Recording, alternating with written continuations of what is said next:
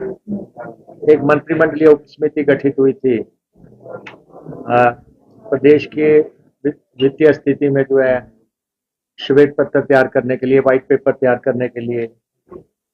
और 12 मई 2023 को ये समिति बनी थी और इसमें मेरे साथ मेरे सहयोगी मंत्री चौधरी चंद्र कुमार जी और अनिरुद्ध सिंह जी इसके सदस्य थे। और 4 महीने की गहन जो पड़ताल के बाद हमने वो रिपोर्ट जो है कैबिनेट को सौंपी और कैबिनेट को सौंपा गया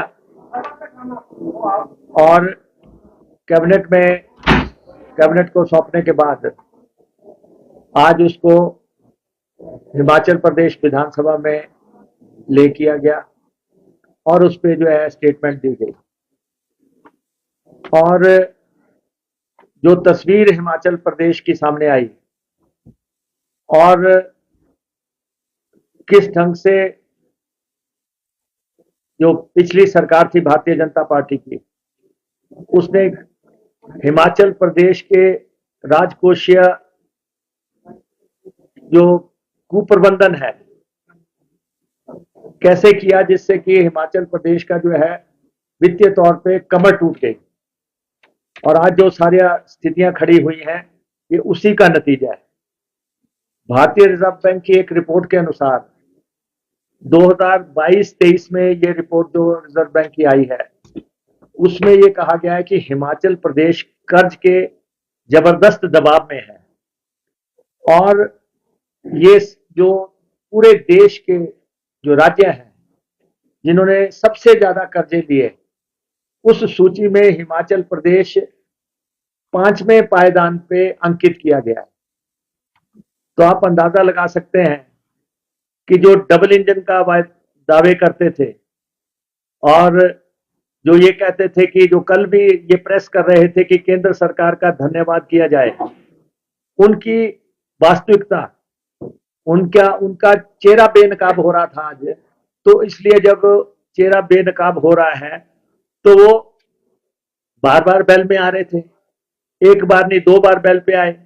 वो नहीं चाहते थे कि इस रिपोर्ट को विधानसभा में चर्चा के लिए रखा जाए, इस रिपोर्ट को जो है इस विधानसभा में पढ़ा जाए।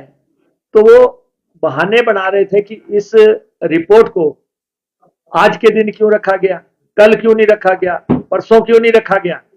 तो आप अंदाजा लगा सकते हैं। लेकिन इन्होंने जो राज्य के साथ खिलवाड़ किया वो जो है आज सारी स्थिति सामने है। कोई ना इन्होंने अपने टाइम में वित्तीय संसाधन जुटाने के लिए कोई कदम नहीं जुटाए, कोई कदम नहीं इन्होंने उठाया। खर्चा चलाने के लिए ये पूरी तरह कर्ज पे निर्भर होते चले गए, कर्ज दर कर्ज जो है लेते चले गए। और जो हमारी सरकार है, मौजूदा सरकार है, उसको पिछली सरकार से 92,774 करोड़ रुपए की प्रत्यक्ष देनदारियां मिली हैं। यानी कि आप अंदाजा लगा सकते हैं कि हिमाचल प्रदेश 1 लाख करोड़ रुपए के आसपास पहुंच रहा है। और ये जो देनदारियां हमें मिली हैं 76,630 करोड़ रुपए की कर्ज की देनदारियां मिल गई। जो मार्च 2023-24 को जो ईयर एंडिंग हुआ और जो इन्होंने प्रोजेक्शंस की हुई थी उसके चलते 76,630 करोड़ रुपए की ये देनदारियां मिली। 10,600 करोड़ रुपए की वेतनमान का जो संशोधन और महंगाई भत्ते की किस्तें इन्होंने 1 जनवरी 2016 को संशोधित वेतनमान का की 2 किस्तें इन्होंने अनाउंस की। 1 जनवरी 2022 में 3% की और जुलाई 2022 में 4% की। दोनों किस्तें नहीं दी 600 करोड़ रुपए की। 2,600 करोड़ रुपए यहां खड़ा कर दिया। 5,544 करोड़ रुपए की अन्य बकाये और देनदारियां ये छोड़ के चले गए। और इनका जो अंतिम वर्ष था वो उसके पीछे एक हिडन एजेंडा छुपा हुआ था। जब ये जयराम जी बार बार कहते थे मैं ही आऊंगा पावर में, मैं ही आऊंगा 10 साल राज करूंगा और मेरा ही योग बनता है, उसके पीछे की जो कहानी है वो इस दस्तावेज ने उजागर कर दी है। क्योंकि पूर्व सरकार ने लास्ट में क्या किया, आखिरी साल में इन्होंने सारा संतुलन बिगाड़ दिया है हिमाचल प्रदेश की आर्थिकी का। और इन्होंने आखिरी साल में चुनाव लड़ने के लिए जो सारा अरेंजमेंट्स करने थे, उसके लिए 16,261 करोड़ रुपए की उधारी जुटाई। उधार लिया गया 16,261 रुपए। और जो जो जो 2021-22 के मुकाबले में 267.45% एक्स्ट्रा थी। जो 2021-22 में खर्चा हुआ उससे 267.45% ज्यादा था जो इन्होंने इलेक्शन ईयर में प्रोजेक्शन दी। और ये 16,261 रुपए का जो अब तक का सर्वाधिक है, एक साल के अंदर, एक साल में ये सर्वाधिक है जो इन्होंने पूरा तामझाम जो बिसात बिछाई। तो इसीलिए कहते थे कि हम आएंगे पावर में, इसलिए कहते थे हम मुकेश अग्निहोत्री को विधानसभा नहीं पहुंचने देंगे, क्योंकि ऐसा हिसाब किताब इन्होंने किया हुआ था। और अब हिमाचल प्रदेश ऐसी स्थिति में पहुंच गया है यहां पे प्रदेश द्वारा लिए जाने वाले जो नए कर्ज जो है और राज्य सरकार के जो कर्ज भुगतान है, जो नए कर्ज साल के दौरान लेने या जो भुगतान करना है, वो दोनों बराबर हो गए। इस समय हमारी स्थिति जो है, हमें 2023 और 24 में बजट अनुमान के अनुसार पुराने कर्ज की अदायगी के लिए हमें 9,048 रुपए चाहिए। 9,000 करोड़ जो है हमें पुराने कर्ज की अदायगी के लिए चाहिए। इसमें कर्ज चुकाने के लिए जो है 3,486 करोड़ रुपए है और ब्याज का भुगतान के लिए 5,562 करोड़ रुपया है। तो ये इतना बड़ी देनदारी खड़ी हो गई। और 2017-18 के अंत में जो देनदारियां थी जब इनको सरकार मिली थी तो ये 47,906 करोड़ रुपए थे। और अगर सारी देनदारियां चुकता कर दी जाए तो ये जाके खड़ा हो जाता है 92,774 करोड़ पे। और इनका जो पूरा जो चला है जो कर्जा उठाने का 2023-24 में 12% औसत वृद्धि के साथ जो है, औसत वृद्धि के साथ 12% इंक्रीज हर साल का लगाया जाए तो ये 28,784 करोड़ तो शुद्ध कर्जा ही उठा लिया। 28,700 जो है 84 करोड़ रुपए का शुद्ध कर्जा उठा लिया। और हिमाचल प्रदेश के प्रति व्यक्ति जो है कर्ज जो है 1,02,818 रुपए पे पहुंच गए। जब इनको कुर्सी मिली थी तब 66,000 रुपए था। जब इन्होंने कुर्सी छोड़ी तो एक पैदा होने वाले बच्चे पे 1,02,818 रुपए का कर्जा खड़ा हो गया। अब जब ये स्थितियां सामने आ रही हैं और हमने राज्य बजट का अध्ययन किया, भारतीय रिजर्व बैंक के को अध्ययन किया, महालेखाकार को अध्ययन किया, वित्त आयोग के दस्तावेजों का अध्ययन किया, सारा अध्ययन करने के बाद हमने देखा कि इन्होंने किस ढंग से, देखो 15 सबसे बड़ा नुकसान जयराम जी की सरकार ये कर गई कि 15वें वित्त आयोग के समक्ष इन्होंने पैरवी सही नहीं। 15वें 14वें वित्त आयोग ने जो है 232% की इंक्रीज, 232% की इंक्रीज दी। 14वें वित्त आयोग ने उसके सामने पक्ष जो रखा था कांग्रेस की सरकार ने रखा था। 15वें वित्त आयोग के सामने जो है जयराम जी की सरकार ने पैरवी की और 14वें में 232% की इंक्रीज हुई और 15वें में सिर्फ 8% की इंक्रीज हुई। अब क्या इनसे सवाल पूछना नहीं बनता कि भाई 14वें और 15वें में इतना भारी भरकम अंतर क्यों हो गया? इसके लिए कोई तो जिम्मेवार है। तो ये जो है जिस ढंग से प्रशासन चल रहा था, देवर नॉट बॉर्डर्ड की कोई कमीशन आ रहा है कि वो कितना इंक्रीज दे रहा है, कितना नहीं दे रहा है। और ये सबसे बड़ा नुकसान हिमाचल प्रदेश के अर्थव्यवस्था को वित्त आयोग के समक्ष सही पक्ष न रखने की वजह से ये भारी भरकम नुकसान हो गया। और फिर आप देखिए कि 15वें वित्त आयोग ने कह दिया कि आपको जो है 1,000 करोड़ रुपया मंडी हवाई अड्डे के लिए मिलेगा, वो पैसा आज दिन तक नहीं आया। फिर जो है 400 करोड़ रुपया कांगड़ा हवाई अड्डे के लिए कह दिया, वो पैसा आज दिन तक नहीं आया। फिर 20 करोड़ रुपया ज्वालामुखी में मंदिर के आसपास के कामों के लिए कह गए, वो पैसा भी नहीं आया। 1420 करोड़ रुपया 15वें वित्त आयोग का जो उन्होंने कहा था प्रोजेक्ट स्पेसिफिक ग्रांट्स मिलेंगी, वो पैसा भी नहीं आया। और सारा जो इनका तौर तरीका था कि इनकी सारी इस निगाह लगी हुई थी कि हमने चुनाव कैसे जीतना है। दिल्ली से कोई मदद आ नहीं रही थी, डबल इंजन करते रहे। और पार्टी के कार्यक्रम कैसे चलाए आप देखो, अभी तक भी हिमाचल पथ परिवहन निगम का 8.5 करोड़ रुपया इन्होंने देना है, जो इन्होंने बसें चलाई इलेक्शन के नजदीक, जो कार्यक्रम किए 200 बसें ये चलाते रहे, उसका जो अदायगी हुई एक तरफ है, 8.5 करोड़ रुपए अभी तक बकाया पड़ा है। अमृत महोत्सव मनाए गए, प्रगतिशील हिमाचल का कार्यक्रम चलाए गए, स्थापना के 75 साल के कार्यक्रम चलाए, ये सब एंड में चलाए गए ये सारे कार्यक्रम।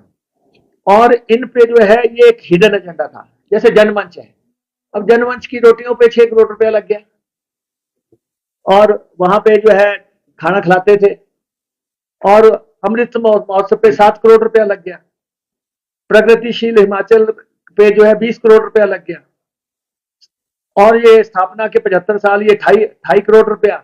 ये सारा पैसा जो है पार्टी को द्वारा सत्ता में लाने के लिए गवर्नमेंट एक्सचेकर से ड्रॉ किया जाता रहा, लगातार ये काम होते रहे। ये इनके काले कारनामों का एक कच्चा चिट्ठा है, जो कि अगर आप इसको डिटेल में पढ़ेंगे दस्तावेज को, जो कि आपके पास पहुंच गया होगा, आप इस दस्तावेज को पढ़ेंगे तो आपको पता लगेगा कि इन्होंने किस ढंग से सत्ता हथियाने के लिए हिमाचल प्रदेश में वित्तीय जो है ढांचे को तहस नहस करके रख दिया।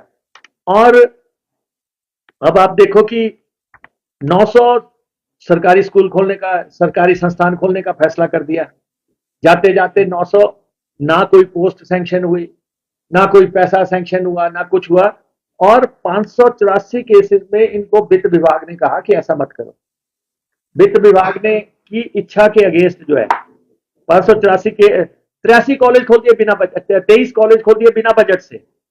584 संस्थानों में 490 में वित्त विभाग ने रिकॉर्ड पे कहा है कि आप ये संस्थान मत खोलो, इससे हिमाचल प्रदेश का ढांचा चरमरा जाएगा। लेकिन ये जो है खोलते चले गए, क्योंकि सत्ता पे काबिज होना था। और उसके बाद आप देखें कि जीएसटी हिमाचल प्रदेश को जो किस चीज से पैसा आता है, एक तो योजना आयोग से आता था, योजना आयोग खत्म होने की वजह से और नीति आयोग पे जाने से हिमाचल प्रदेश को भारी भरकम नुकसान हो गया। हमें अनुदान, योजना आयोग की अनुदान राशि से पैसा आता था, विशेष योजना सहायता से आता था, यह राज्य सब घाटा अनुदान से जो है हमारी सरकार चलती थी। लेकिन इन्होंने जो है, यह देखो जीएसटी की समाप्ति हो गई, ये कुछ नहीं कर पाए। और वस्तु एवं बिक्री कर और 14% वार्षिक जो है हमें ग्रांट आनी थी, वो बंद हो गई। उधार लेने के लिए इन्होंने कैप्स लगा दी। अब हिमाचल प्रदेश में जो है 1057 करोड़ रुपए का उधार पे अब नुकसान हो गया। ओपीएस इन्होंने लागू नहीं की, ओपीएस हम लागू कर रहे हैं, ओपीएस इन्होंने लागू नहीं की। और ओपीएस की वजह से जो है इन्होंने सेंटर को जो है सेंटर से लगातार हमें पैगाम आ रहे हैं कि आप जो है, क्योंकि आपने ओपीएस लागू कर दी तो आपको जो है कर्ज की सीमा घटाई जाती है। जो जो अब कर्ज की सीमा है, जो पिछली सरकार की सीमा, उसमें आश्चर्यजनक कटौती कर दी। फॉरेन फंडिंग के जो ये जो, और हमारा 9,000 करोड़ रुपया दिल्ली के पास पड़ा है। ये पेंशन फंड नियामक जो है विकास प्राधिकरण जो है, उसके पास 9,000 करोड़ हमारा पड़ा है, वो पैसा हमें वापस नहीं दिया जा रहा है।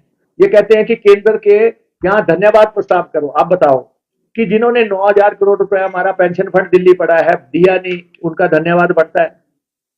जिन्होंने जो है हमारा कर्ज की सीमा घटा दी, क्या उनका धन्यवाद बनता है? जिन्होंने फॉरेन फंडिंग प्रोजेक्ट पे कैप लगा दी 2944 की, क्या उनका धन्यवाद करना बनता है? जिन्होंने जीएसटी की को जो है समाप्त कर दिया और पैसा नहीं मिलेगा जून के बाद, क्या उनका धन्यकार करना बनता है? और फिर इन्हें जल उपकर हमने लगाया संसाधन बढ़ाने के लिए। इन्होंने दिल्ली से लेटर लिख दिया कि आप एसजेबीएनएल भाखड़ा ब्यास प्रबंधन बोर्ड को कि आप जाके जो है हिमाचल प्रदेश सरकार का फैसला है उसके खिलाफ जो है आप दिल्ली में जाके अदालतों में लड़ो, हाई कोर्ट में जाओ, सुप्रीम कोर्ट में जाओ, लेकिन इनको जो है पैसा ना दो। ये तो चिट्ठियों पे है, इनके केंद्रीय मंत्री ने चिट्ठी लिखी हुई है। और फिर उसके बाद जो है बीबीएमबी का लंबित पैसा है, जो हमारे को हिमाचल प्रदेश का 7.19 मिलना था, उसकी इन्होंने पैरवी नहीं की। ये तो अपने जश्न में थे, शहनशाह बन के घूम रहे थे। और जो है 3309.48 करोड़ रुपया इस डबल इंजन की सरकार ये दिल्ली से ला नहीं पाई। ये पैसा आज भी लंबित है। और फिर 70 नेशनल हाईवे का इन्होंने दावा किया था कि 70 नेशनल हाईवे बनाएंगे, एक भी नेशनल हाईवे नहीं बना हिमाचल प्रदेश में। और ये स्वीकृत नहीं करवा पाई, ये इनकी सबसे बड़ी फेल्योर है। रेलवे लाइन जो बननी थी भनूपली बिलासपुर और चंडीगढ़ बद्दी, इसको 2296 करोड़ रुपया हिस्सा हमारे से मांग रहे हैं। आप बताओ कि रेल लाइनें जो है, हवाई अड्डे जो है, ये केंद्र सरकारें बनाती है, लेकिन यहाँ पे जो है हवाई अड्डे भी कहते हैं कि आप खुद बनाओ और रेल लाइनें भी आप खुद बनाओ। और इन इसमें जो है भनूपली बिलासपुर का 1748 करोड़ रुपया ये कहते हैं कि आप खर्च करो, और चंडीगढ़ बद्दी का 548 करोड़ रुपया ये कह रहे हैं कि आप खर्च करो। और तो केंद्र यहाँ हिस्सा नहीं दे रहा है। एक इन्वेस्टमेंट मीट इन्होंने की धर्मशाला में, और इन्वेस्टमेंट मीट में इन्होंने बहुत ग्राउंड ब्रेकिंग क्या क्या करते रहे। 96,000 करोड़ रुपए का इन्होंने कहा कि हमें इन्वेस्टमेंट आ गई। 96,000 करोड़ रुपए में से इन्वेस्टमेंट तो आई नहीं, उल्टा 27 करोड़ रुपए के तंबू लगा दिए वहां पे धर्मशाला में। और ये जो मसले हैं सारे, और जो हमारा इन्वेस्टमेंट मीट में जो इन्होंने करार किए पावर सेक्टर से, उसमें 12% रॉयल्टी का जो चैप्टर आपके सामने है। आज ये चिल्ला क्यों रहे हैं? इनका चिल्लाना आपके सामने आ रहा है कि जब यहाँ पे सामने आ गया कि पावर प्रोजेक्ट्स में हिमाचल के हित बेच दिए गए, हिमाचल प्रदेश को जो रॉयल्टी मिलनी थी उसको जो है घटा के जो है पूंजीपतियों के हिसाब से जो है इन्होंने रेट तय कर दिए, तब जो है तब इनको गुस्सा आ रहा है।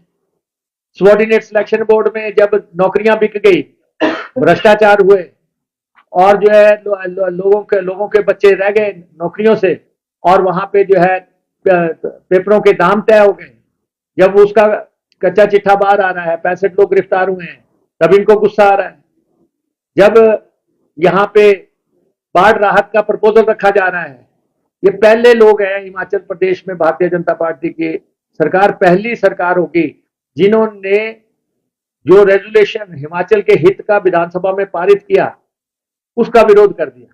आज दिन तक मुझे नहीं लगता कि जब से हिमाचल बढ़ा है कोई ऐसा रेजुलेशन जो हिमाचल के हित का हो जिसका विरोध किया। तो आप समझ सकते हैं कि नेतृत्व का किस ढंग से दिवालिया निकल गया।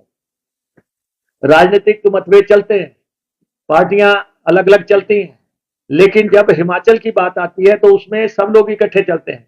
और आज जब फाइनेंस में इनकी स्थिति सामने आ रही है, हमारे पास पिछले साल के मुकाबले में इस साल जो है लगभग 6679 रुपए कम उपलब्ध होंगे इस बार हमारे पास, जो कि आगे जाने चाहिए थे। 6679 हमारे पास कम हो जाएंगे और राजस्व अनुदान में हमारे कमी आ जाएगी। तो ये जो स्थितियां हिमाचल प्रदेश में पैदा हुई हैं, और जब हमने इन्होंने जो है शराब के ठेकों की नीलामी नहीं की अपने टाइम में, लगातार जो है वो करते रहे। अगले साल में 5% इंक्रीज, 10% इंक्रीज से आगे करते रहे। और ये अपने आप में एक बहुत बड़ा घोटाला है कि ये 5 साल तक ठेकों की नीलामी ना की जाए। बिजली परियोजना को जो इन्होंने स्टैगर किया वो अपने आप में एक घोटाला है। तो ये वित्तीय अदूरदर्शिता और अप्रभावी नीतियों का नतीजा था, जो इसको ये डबल इंजन की सरकार कहते थे, जिसने हिमाचल प्रदेश को आज ऐसी स्थिति में खड़ा कर दिया कि हिमाचल प्रदेश की बुनियाद हिला के रख दी इन्होंने। हिमाचल प्रदेश की वित्तीय बुनियाद जो है इन्होंने हिला के रख दी। और दस्तावेज अपने आप में कंप्लीट दस्तावेज है, जिसमें हमने ये बताया कि हम क्या कर रहे हैं, जो संसाधन बढ़ाने के लिए हमें क्या करना चाहिए, वो भी हमने रिकमेंडेशंस की हैं, प्रदेश को क्या करना चाहिए, और स्थिति आज कहाँ पे खड़ी है। तो इसलिए ये जब दस्तावेज आया और इनकी हकीकत का जो है, जो इनके असली चेहरा जब उसका पर्दाफाश हुआ, तो आज आप देख रहे हैं कि किस ढंग से तिल मिला रहे हैं, सदन के अंदर तिल मिला रहे हैं, और ये कह रहे हैं कि जी हमें जो है विरासत में ये हुआ। भाई आपने तो डबल इंजन की सरकार कह के आपका डबल इंजन क्रैश हो गया वित्तीय मामले में, आप दिल्ली से कुछ ला नहीं सके, कोई जवाब नहीं है इनके पास कि तो उधार लेने की कर्ज सीमा क्यों घटाई जा रही है, फॉरेन फंडिंग की कैप क्यों लगाई जा रही है, या जो है हमारा जो है जीएसटी की समाप्ति क्यों हो रही है, रेवेन्यू डेफिसिट ग्रांट जो हमारा सबसे बड़ा सोर्स है वो कम क्यों होता जा रहा है। और ये सारा लगातार जो है, जब हमने ये स्थितियां आज विधानसभा में रखनी थी और पूरा दस्तावेज, तो इन्होंने क्या पढ़ने देना था, अगर इतना बड़ा दस्तावेज तो क्या पढ़ने देना था। लेकिन ये जो है उसके सैलिएंट फीचर तक भी सुनने के लिए आज तैयार नहीं थे, तो इसलिए हमने अपनी बात रखी। और ये इस सरकार ने हिमाचल प्रदेश की जो पूर्व की सरकार थी वित्तीय बर्बादी की है, और वित्तीय संसाधनों पे पूरी तरह नाकाम ये सरकार थी। और आज जो भी हालात पैदा हुए हैं, हम तो फिर भी आज जो है ओपीएस दे रहे हैं, गारंटियां देने के लिए हम वचनबद्ध हैं, लेकिन ये इन लोगों ने जो पूरे प्रदेश में किया है उसका जो है प्रतिबिंब, वो आईना आज हमने इनको दिखा दिया। मुकेश जी, क्या इसके पीछे मकसद था आप लोगों का कि श्वेत पत्र लाया जाए? देखो, प्रदेशवासियों से कुछ भी छुपा नहीं होना चाहिए। प्रदेश की क्या वित्तीय स्थिति है प्रदेश के लोगों को पता होनी चाहिए। बार बार लोग पूछते हैं कि हमारी आर्थिक स्थिति क्या है, तो उनको पता होनी चाहिए कि हाँ, कहाँ कहाँ इन्होंने हमें बंधनों में बांधा है, कहाँ कहाँ दिक्कतें आ रही हैं, और वो सारी तस्वीर प्रदेश के लोगों के सामने होनी चाहिए थी। इसलिए हमने रखा, 4 महीने के रिकॉर्ड टाइम में हमने 3 दफा मीटिंगें की, वित्त विभाग से मीटिंगें की, दूसरे विभागों से पूछा, ऊर्जा डिपार्टमेंट से पूछा। हमारी जो ये जो पब्लिक सेक्टर अंडरटेकिंग है, यही 5,000 करोड़ रुपए के घाटे में चले गए। 5,000 करोड़ रुपए के घाटे में ये संस्थान चले गए हैं। 23 में से 13 उपक्रम जो है घाटे में है। तो ये तस्वीर सदन में रखना जरूरी था ताकि माननीय सदस्यों को पता हो। ये तस्वीर जो है प्रदेशवासियों के समक्ष रखना जरूरी था। Mukesh ji, as you said कि ग्रोथ हुई है और फाइनेंशियल जो मिक्स्ड मैनेजमेंट हुआ, ये डॉक्यूमेंट आपने रख दिया और बताया भी। और इसके बाद फर्दर क्या इसको लेकर कोई प्रोसीडिंग होनी है क्या? नहीं, देखिए हमारा, देखो हमारा काम था दस्तावेज बनाना। हमने वो दस्तावेज जो है मुख्यमंत्री जी को सौंप दिया, हमने वो दस्तावेज विधानसभा में लेकर दिया, हमने उसकी जो स्थितियां हैं उसके बारे में पूरा विवरण जो है आप लोगों के समक्ष रख दिया। अब प्रदेश की जनता इज द बेस्ट जज कि इन्होंने एक ही साल में जो है, जिस ढंग से आखिरी साल में इन्होंने किया सारा चुनाव के पीछे इनका जो हिडन एजेंडा था उसको चलाने के लिए जिस ढंग से सरकारी मशीनरी का दुरुपयोग हुआ और जिस ढंग से भुगतान हुए, और वो अपने आप में एक हकीकत है, बहुत लंबी चौड़ी वो तस्वीर है। लेकिन हिमाचल प्रदेश का जो कोष है वो हिमाचल प्रदेश के विकास के लिए, हिमाचल प्रदेश के कल्याण के लिए, गरीब की सेवा के लिए, उस एजेंडे के लिए है, ना कि किसी पार्टी का राजनीतिक एजेंडा चलाने के लिए। पब्लिक डोमेन में तो आ गया, लेकिन आगे अब फर्दर क्या होगा, लोगों को पता चल क्या बता दिया कुछ इसको लेकर कोई एक्शन नहीं, ऐसा है कि 25 साल के बाद कोई डॉक्यूमेंट, फाइनेंस डॉक्यूमेंट जो है टेबल हुआ है। अब ये आगे क्या आकार लेता है और वो सामने है, लेकिन आप आज के दिन में भारतीय जनता पार्टी के विधायकों की, उनके लीडरशिप की, उनके नेतृत्व की तिलमिलाहट से अंदाजा लगा सकते हैं कि कहते हैं ना कि तीर दिल पे लगा है तो जाके जो पीड़ा तो होगी। जब 5 साल में ये सोच रहे थे कि किसी ने कुछ नहीं देखा, किसी को कुछ नहीं पता लगा कि हम क्या कर रहे हैं। ये छोटी छोटी बातें हैं कि अब आप जो है अपनी पार्टी के कार्यकर्ताओं को रोटियां खिला रहे, 6-6 करोड़ रुपए की रोटियां खिला देंगे।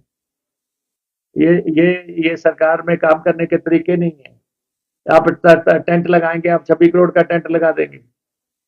आप जो है कि कोई भी जो है प्रबंधन जो है किसी भी ठेकेदार को कोई भी काम दे देंगे और अपनी मर्जी से संस्थान बिना पोस्टों के, बिना फाइनेंशियल स्वीकृति के आप संस्थान खोल देंगे और वित्त विभाग के ना करने के बावजूद आप खोल देंगे।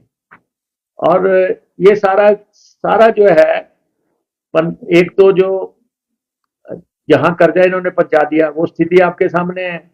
कर्मचारियों को उनको देनदारियां दी नहीं, 10,600 करोड़ रुपए की तो कर्मचारियों की देनदारियां नहीं दी, आप समझ सकते हैं। फिर ये कहते हैं कि हमें ये मत बोलो कि जी आपने धोखा दिया, फ्रेब किया। आप बताओ कि कर्मचारियों को 10,600 करोड़ रुपए की आपने देनदारियां ही नहीं दी, अनाउंस कर दिया और आपने दी नहीं। फिर आपने 15 में वित्त आयोग के सामने पक्ष ठीक नहीं रखा। ये तो बहुत बड़ा मसला है। 15 में वित्त आयोग के समक्ष अगर 8% की इंक्रीज हुई और 14 में 232 करोड़ या कितने की 235 करोड़ की 232 करोड़ की इंक्रीज हुई है, 14 और 15 में इतना भारी भरकम अंतर क्या। और वित्त आयोग के सामने बहुत तैयारी से जाना पड़ता है। और फिर वित्त आयोग ने जो स्पेसिफिक प्रोजेक्ट दिए, चाहे मंडी का हवाई अड्डा था या कांगड़ा का हवाई अड्डा था या ज्वालामुखी के लिए पैसा, वो पैसा आया ही नहीं। या फिर जो है पूरी तरह बंधन लगा दिए गए। दिल्ली से जीएसटी का पैसा आना बंद हो गया, रेवेन्यू डेफिसिट ग्रांट घट गई और जो है फॉरेन फंडिंग का पैसा घटा दिया गया, कर्ज की लिमिट घटा दी। ये सारी चीजें सामने हैं। तो हमें आपके दरबार में रखना था, हमने वो ये सारी स्थिति रख दी। जिस प्रदेश का 10,000 करोड़ रुपया कर्ज को लौटाने में लग रहा हर साल, जिस प्रदेश को 10,000, हम कहते हैं 55,000 करोड़ का कर्जा वापस का बजट पेश कर रहे हैं, 10,000 करोड़ रुपया तो आपके सामने यही है कि जो वापस करना है कर्जे का, उस सीमा तो पूरा वित्तीय ढांचा जो है ब्रेक हो गया हुआ जो ये करके गए। और ये 5 साल में कहां से कहां पहुंचा दिया इन्होंने। ये इनकी जो है नाकारगुजारी का और जो है जो ये करके गए हैं उसकी ये तस्वीर है। इसलिए ये जो है बेल में 2 दफा आ गए, 2 दफा ये आ गए और ये डॉक्यूमेंट पेश नहीं करने दे रहे थे मुझे। आप भाई डॉक्यूमेंट, विधानसभा है ये, हिमाचल प्रदेश की विधानसभा अपनी गरिमा के लिए जानी जाती है। और आज तो लीडर ऑफ अपोजिशन जो है, मुझे लगता है कि बहुत ज्यादा स्ट्रेस में थे जब ये डॉक्यूमेंट पेश हो रहा है अपने जो स्वभाव के प्रतिकूल जो है व्यवहार कर रहे थे। तो उससे आप अंदाजा लगा सकते हैं कि ये डॉक्यूमेंट कितना उनको परेशान कर रहा है। नेता प्रतिपक्ष ने बयान दिया के बाहर कहा कि सरकारी कर्ज से ही कर हैं और हमें भी कर्ज मिला हुआ है, और अगर कर्ज मिलता है तो कांग्रेस सरकार बिना कर्ज के सरकार नहीं, सरकार कर्ज से चलाना एक फॉर्मूला हो सकता है, लेकिन सरकारें लूट से नहीं चलती। ये आप सामने देख सकते हैं कि जो हुआ है, जिस ढंग से सरकारी पार्टी के सारे प्रोग्राम सरकारी कोर्स से कर दिए गए, जो है चुनाव लड़ने के लिए एंड तक जितने भी प्रोग्राम किए गए हैं सारी सरकार के, वो सारे जो है सत्ता में आने के लिए जो है राजकीय कोष से जो है उसका जो है भुगतान कर दिया गया। क्या ये कहां तक सही है? जो मुख्यमंत्री इसको नकारते हुए कह रहे हैं he would have appreciated it अगर पिछली 3 सरकार का ये वाइट पेपर था instead of giving it critical note. नहीं, ऐसा है कि आप देखिए कि 47,000 करोड़ पे क्लोजर पे इनको सरकार में मिली, जो कि 2017-18 की बात है।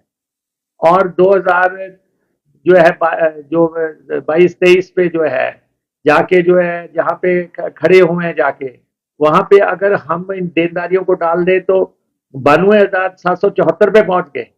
तब आप अंदाजा लगा सकते हैं कि ये कितना जबरदस्त जो है हिमाचल प्रदेश का अकेली एक सरकार ने हिमाचल प्रदेश के सारे फाइनेंशियल जो प्रपोजल्स थी उसका दम घोट दिया। आज जो अगर एक व्यक्ति पे 1 लाख करोड़ से 1 करोड़ रुपए के अगर उस पे पहुंच गए हैं हम, 1 लाख पे पहुंच गए हैं एक व्यक्ति पे, तो आप अंदाजा लगा सकते हैं कि किस ढंग से काम हुआ। ये तो यहाँ तो संसाधनों की बात ही नहीं हुई, यहाँ पे केंद्र से पैसा लाने की बात ही नहीं हुई। यहाँ पे तो फजूल खर्ची दम तोड़ के की गई कि किसी भी ढंग से किसी ने बेरोक टोक जो है वित्तीय अनुशासन को फॉलो कहीं भी नहीं किया गया, वित्तीय नॉर्म्स की धज्जियां उड़ा के रख दी। वो तौर तरीका था। तो हमारा काम था, हमने जनता के दरबार में रख दिया, हमने विधानसभा में पेश कर दिया, हमने सरकार को सौंप दिया। आगे जो भी है, और पता इनको भी है पीड़ा इसीलिए है। सर, विरोध सर, जो अभी हो रहा है, LOD विरोध में जो हो सीरियस रहा चार्ज है, लगाया था। अभी जो है, अभी भी विरोध प्रदर्शन हुआ है। आसन का जो स्पीकर की कुर्सी है उसका भी घेराव किया गया है, वहां भी आसन के खिलाफ भी नारेबाजी हुई है। आप किस तरह से देखते हैं इस विरोध को, और आपने सदन में भी कहा है। देखिए, हमने तो ये कहा है कि हिमाचल प्रदेश विधानसभा अपनी उच्च परंपराओं के लिए जानी जाती है। हमने भी सरकार की अपने समय में घेरेबंदी की, लेकिन डिसिप्लिन में रह के। इन्होंने पहले भी जो है आसन पे जाके बैठ गए थे, ये जब लास्ट टाइम इनकी जब ये ऑपोजिशन में थे, ये स्पीकर के आसन पे जाके बैठ के वहां पे उसका घेराव कर दिया। हिमाचल प्रदेश विधानसभा के अध्यक्ष का कोई भी फैसला जो है अंतिम फैसला है, विधानसभा उनके आदेश पे ही चलेगी। और अगर ये सोचते हैं कि हम ऐसा आचरण करेंगे जैसा आचरण इन्होंने आज किया, ये कभी भी बर्दाश्त नहीं होगा, ये कभी भी बर्दाश्त नहीं होगा। तो इसलिए हम चाहते हैं कि एक गरिमापूर्ण तरीके से असेंबली चलाई जाए, और हमारी सरकार हर बात का जवाब देने के लिए तैयार है। सर, जो ये आपने बोला 8.5 करोड़ जो है रेलवे में खर्च किया या किया, रिकवरी की जाएगी पार्टी से? नहीं, देखो ऐसा है, ये मेरा काम नहीं है। हमारा काम था, मंत्रिमंडलीय उपसमिति का काम था कि पूरे फैक्ट्स को जो है जनता के दरबार में रख दिया जाए, विधानसभा के पटल पे रख दिया जाए।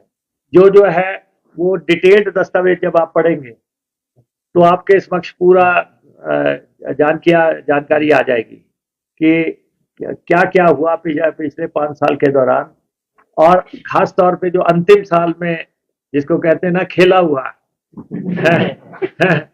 कि सत्ता में हम कब्जा करेंगे, वो इस डॉक्यूमेंट में पूरा निष्कर्ष है।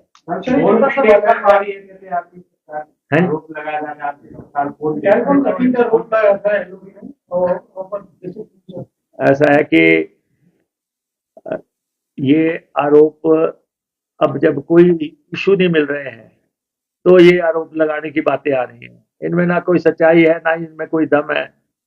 ऐसा अक्सर बोलते रहते हैं आपके सामने, लोग कहते हैं जी ईडी जो है हिमाचल के नेताओं का ये कर रहे हैं, ये कहेंगे कि जी जो यहाँ जो है लोकल पुलिस जो है इनका कर रहे हैं।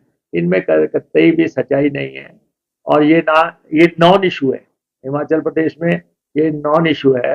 असल में मैंने आपको कहा कि आज आपने देखा होगा नेता प्रतिपक्ष का व्यवहार से हटके जो है सामने देखा जब आपने ये अपने डॉक्यूमेंट पेश किया, और ये अपने आप में एक इतिहास है, एक डॉक्यूमेंट हो गया है। ये डॉक्यूमेंट जब तक हिमाचल रहेगा तब तक ये इतिहास का एक पन्ना है, ये उस ढंग से कायम हुआ है। तो इसमें सारी हकीकत सामने आ गई है। मैं समझता हूं कि पूर्व मुख्यमंत्री जो है वित्त मंत्री भी थे, और साथ में जो है मुख्यमंत्री भी थे। उनको इसकी जिम्मेवारी लेनी चाहिए कि हाँ, मैंने जो है प्रदेश को वित्तीय कुप्रबंधन के चलते जो है ये पूरे दलदल में धकेल दिया, और तब ये स्थितियां आई कि आज हिमाचल जो है इतनी बड़ी त्रासदी में, आज हमें जो है केंद्र से मदद के लिए प्रस्ताव करने पड़ रहे हैं, और जो दूसरी तरफ लोग थे वो अपना चुनाव लड़ने के लिए 16-16 हजार करोड़ रुपए के प्रस्ताव बढ़ा रहे थे कि कैसे सत्ता हमें हासिल करनी। में आज हमने कोई काफी लंबे तक देखा, तो ये इसका नहीं ऐसा है, नहीं ऐसा है कि जो ऑपोजिशन है उनको मसले उठाने उनका काम है, और इसमें ये ऐसा तो नहीं कि क्रिकेट का है कि एक दिन फॉर्म में या 4 दिन नहीं है, किसी ने कह दिया होगा कि आपसे 3 दिन से आपकी फॉर्म बिगड़ी हुई है, आप में से किसी ने कहा होगा, आप में भी कोई अच्छे साथी है। नहीं, फॉर्मर की बात कर रहा हूँ मैं। किसी ने कहा होगा कि जी आपकी तो जो है मिट्टी पलीत हो गई 3 दिन में, आप कर क्या रहे हैं? तो फिर उन्होंने सोचा होगा कि मैं आज जो है फ्रंट फुट पे खेलने की कोशिश करूं, ऊपर से जो है फाइनेंशियल डॉक्यूमेंट आ गया। तो आप देखें 4 दिन में आप देखें कि कोई पार्टी ये अफोर्ड कर सकती है कि प्रदेश के हितों का एक प्रस्ताव पास हो रहा हो, 12,000 करोड़ का नुकसान हो गया हो, 441 लोगों की मौत हो गई हो और रेजुलेशन पास किया जा रहे हो और उस रेजुलेशन को जो है वो विरोध कर दें, कोई कर सकता है अफोर्ड? जो ये पर लेकिन ये कर सकते हैं, ये वो लोग हैं जो स्टेटहुड मारोठुड की बात करते थे, जिन्होंने हिमाचल प्रदेश बढ़ने का विरोध किया था, वो कभी भी कोई भी विरोध कर सकते हैं। तो इसलिए आज इन्होंने उस रेजुलेशन का विरोध कर दिया। और दूसरी तरफ जो है जो हमारा राज्य चयन आयोग बना है और जो इनके इसमें का आयोग था, उसमें जो भर्तियों में धोखाधड़ी हुई है, पेपर बिके हैं, वो आपके सामने है। और पावर प्रोजेक्ट्स में हकीकत बाहर आ गई है, इन 9 महीनों में सारी बातें सामने आ गई कि क्यों इन्होंने 12% रॉयल्टी के जो हमारा प्रस्तावना थी, जो मूल सिद्धांत थे, उनमें ऊंच नीच कैसे की। और उसके बाद जो है किस ढंग से ये 16,000 करोड़ रुपए के आखिरी साल में किस ढंग से इन्होंने प्रस्ताव किए कि हम सत्ता पे कैसे काबिज होंगे, हिमाचल प्रदेश का जो मर्जी भविष्य हो, लेकिन हमारा भविष्य को बच जाए, उसके लिए जो किया गया, उसके चलते ये डॉक्यूमेंट जो है उसने इनकी पूरी पोल खोल के रख दी है। सर, जो अंतर्राज्यीय ये बसों में जो टैक्स